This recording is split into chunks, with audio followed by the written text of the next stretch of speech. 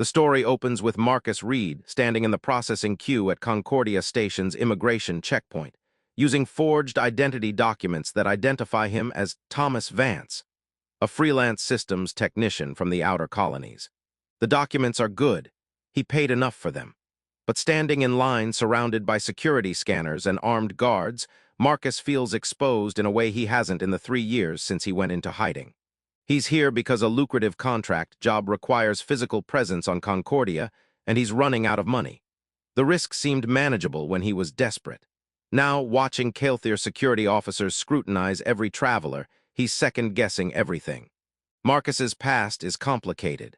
5 years ago, he was a combat medic with the Human Expeditionary Forces during the brief but brutal border conflict between humanity and the Kael'thir Empire.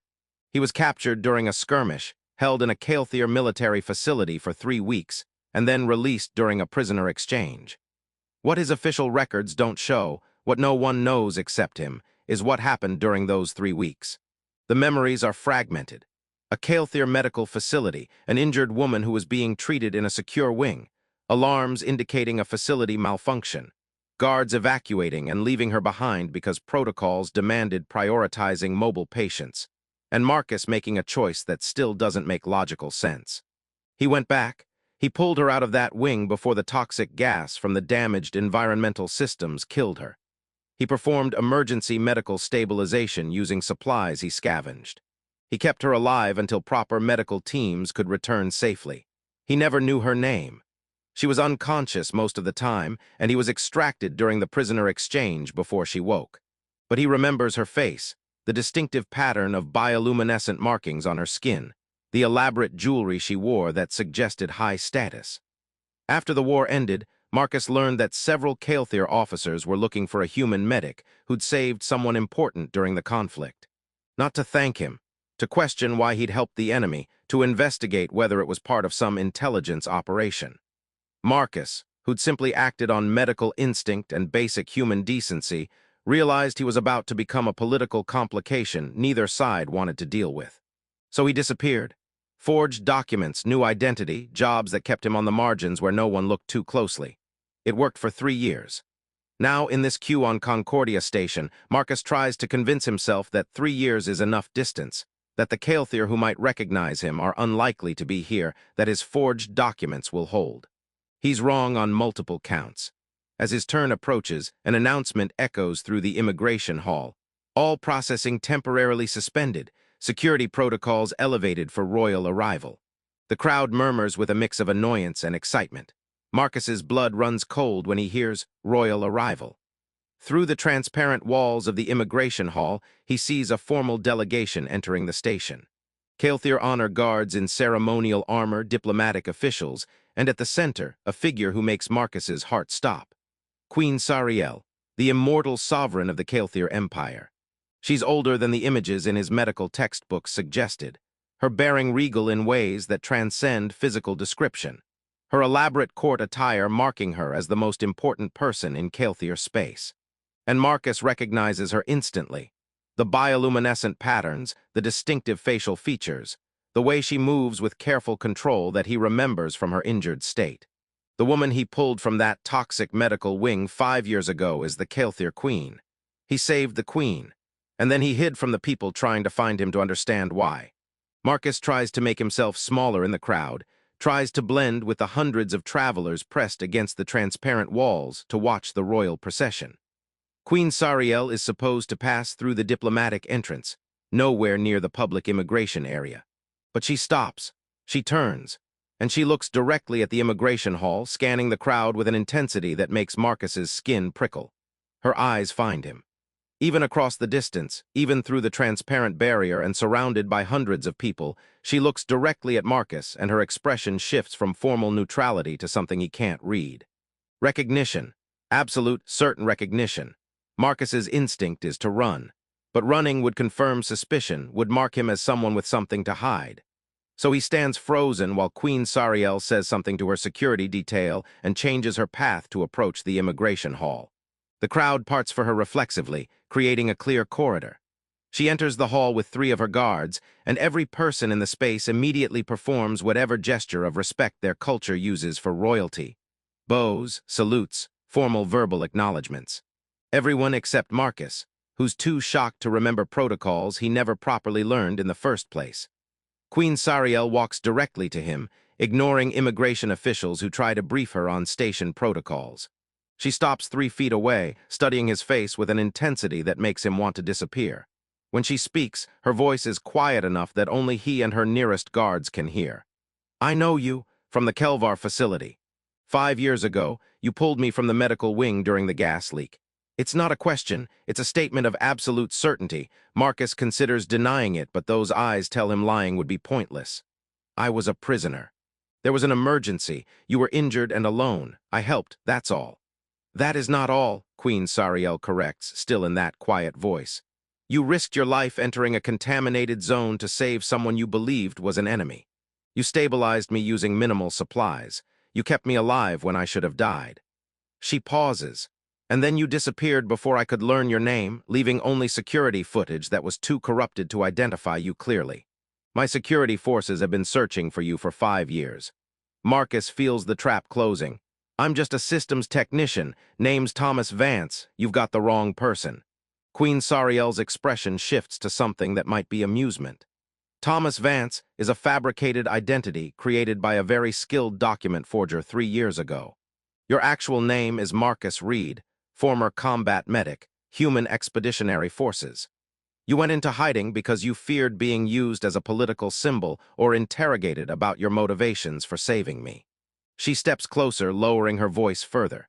"You thought you could hide, but the moment I saw you, I knew. Your face is burned into my memory, the first thing I saw clearly when I regained consciousness after you saved me." Marcus realizes several things simultaneously. First, that his cover is completely blown. Second, that the Queen knows exactly who he is and why he's hiding. Third, that her guards are positioned to prevent him from fleeing but aren't restraining him yet. He's in her power completely. "What happens now?" Marcus asks quietly. "You're the Queen. I saved you when I wasn't supposed to. I disappeared when your people wanted to question me. I'm here under false identity. You can expose me, have me arrested, turn this into an incident." Or, he doesn't finish because he doesn't know what the alternative is. Queen Sariel is silent for a long moment. "You saved my life. I owe you a debt that cannot be repaid through normal channels. But you are also a complication. A human who helped me when our peoples were at war, who then vanished, who now lives under false identity in my empire." Her eyes show conflict. "If I expose you publicly, you become a political symbol. If I protect you, I must explain why, which reveals how deeply I am personally indebted to someone from a species we recently fought." She makes a decision. "You will come with me, not as a prisoner, as a guest. We will speak privately about what happens next. Your false identity will remain intact for now." She turns to her guards. "This human is under my personal protection. Ensure his documents are processed without incident. He accompanies us to the diplomatic quarters." Marcus realizes he has no choice but to trust that the woman he saved 5 years ago will return the favor. In the privacy of Queen Sariel's diplomatic suite, with guards stationed outside and sophisticated privacy screens ensuring no surveillance, Marcus finally learns the full story of what happened after he saved her. Queen Sariel explains that the border conflict 5 years ago was more than a simple territorial dispute. There were factions within the Kelthir Empire who opposed her policies of gradual peace with humanity, who wanted to maintain hostility to justify military expansion. The facility where Marcus was held prisoner was controlled by one such faction. When the environmental system failed, her guards evacuating while leaving her behind wasn't accident or protocol violation. It was assassination attempt. They expected the toxic gas to kill her and blamed human sabotage, which would have justified escalating the conflict. "You saved me from my own people," Sariel says quietly. "And in doing so, you prevented the war from escalating into something far bloodier. But I couldn't acknowledge this publicly without exposing the attempted coup, which would have destabilized the empire. So I searched for you quietly, wanting to thank you and understand why a human soldier would save an enemy officer." Marcus explains his side. He's a medic. His oath was to preserve life regardless of whose life it was. When he saw her alone in that toxic wing, medical instinct overrode military identity. He didn't know she was the Queen, just that she was a person who needed help. The attempted political manipulation of his actions afterward is what drove him into hiding. I just wanted to live quietly, Marcus admits. Not be a symbol or a propaganda tool or a political complication. I'm not a hero, I'm just someone who followed medical ethics in a complicated situation. You are the reason I am alive, Sariel says, and yes, that makes you a complication. But it also makes you someone I cannot simply allow to remain in hiding under false identity, at risk of exposure and potential prosecution. She's quiet for a moment. I have a proposal. You need legitimate status. I need someone I can trust absolutely in my court, someone who owes me nothing, who has already proven they value life over politics, who understands humans in ways my advisors do not. She meets his eyes. Work for me, legitimately, as a medical and cultural consultant. Your true identity will be revealed to my inner council, but framed differently, not as the medic who saved me, but as a human expert I recruited for post-war reconciliation efforts. You're offering me a job to avoid explaining that you're indebted to a human, Marcus says, understanding the political chess she's playing. I'm offering you a life without hiding, Sariel corrects. And yes, it serves my political needs as well. But it's also genuine. I trust you in ways I cannot trust most of my own people. You proved that when you saved me despite having every reason to leave me to die.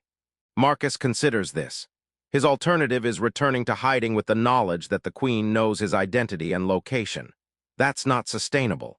And despite the complications, there's something appealing about being seen, really seen, by someone who understands exactly who he is and what he did. I accept, Marcus says, but I want it clear I'm not a political tool. I'll advise honestly even when that advice is inconvenient. I wouldn't want it any other way, Sariel says. Honest advice is what I need most and receive least. Over the following months, Marcus transitions from hiding to holding an official position in the Kael'thir court. The official story is that he's a human cultural advisor recruited to help with post-war diplomatic relations. Only Queen Sariel's closest, most trusted advisors know the full truth, that he's the medic who saved her life during the assassination attempt, and that his presence is both debt repayment and strategic asset. The work is challenging. Marcus navigates Kael'thir court politics with the same careful precision he used to navigate battlefield medicine. He advises on human cultural perspectives, helps interpret human negotiating positions, and provides insight into how humans think that Kael'thir advisors often miss. But more importantly, he becomes one of the few people Queen Sariel can speak with honestly, without the careful performance royal life demands. They develop a trust born from their shared secret. Marcus is the only person in her court who has no personal political agenda, who doesn't seek her favor for advancement, who proved his integrity before he even knew who she was. Sariel is the only person who knows his full history and accepts it without judgment. One evening, after a particularly difficult negotiation session between human and Kael'thir trade delegations, Marcus finds Sariel on a private observation deck. She's alone, which is rare and probably violates multiple security protocols. You looked exhausted in there, Marcus observes, joining her at the window. I am exhausted, Sariel admits. Centuries of ruling, and I still find diplomacy more tiring than combat.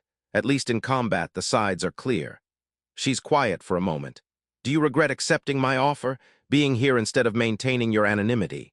Sometimes, Marcus says honestly. Court politics are more complicated than battlefield medicine, but mostly no. I was tired of hiding, tired of pretending to be someone else. He pauses. And I've learned that being known, really known, by even one person who understands everything, that's worth the complications. Sariel nods. When you saved me, you didn't know I was queen. You simply saw someone who needed help. That's why I trust you in ways I can't trust those who have known my identity their entire lives. You proved your character when you thought I was no one important. You were someone dying, Marcus corrects. That was important enough. Years pass. Marcus becomes an established, respected member of the Kael'thir court. His advice is valued not because of his connection to the Queen, which remains closely guarded secret, but because he consistently offers honest, culturally informed perspectives that help bridge human Kael'thir understanding. But the core of his importance remains what it was in that toxic medical wing 5 years ago. He's someone who acted with integrity when he thought no one important was watching, and that integrity is what Queen Sariel relies on in a political world where integrity is rare. One day, during a private conversation, Marcus asks her, "If I'd known you were the queen that day, would I have helped you?" "I've wondered that," Sariel admits. "Would you have?" "I think yes," Marcus says after consideration. "Not because you're the queen, but because you were dying and I could help. The rank wouldn't have changed the medical ethics. But I'm glad I didn't know. Knowing would have complicated the choice." "You thought you were hiding," Sariel observes. "Living anonymously, escaping your past. But you were never truly hidden, not from me. I recognized you the moment we met because your face is part of my survival burned into memory. And I'm grateful you're no longer hiding, that you're here, that you chose to trust me when I asked you to step back into visibility." "You gave me a choice," Marcus says. "You could have exposed me."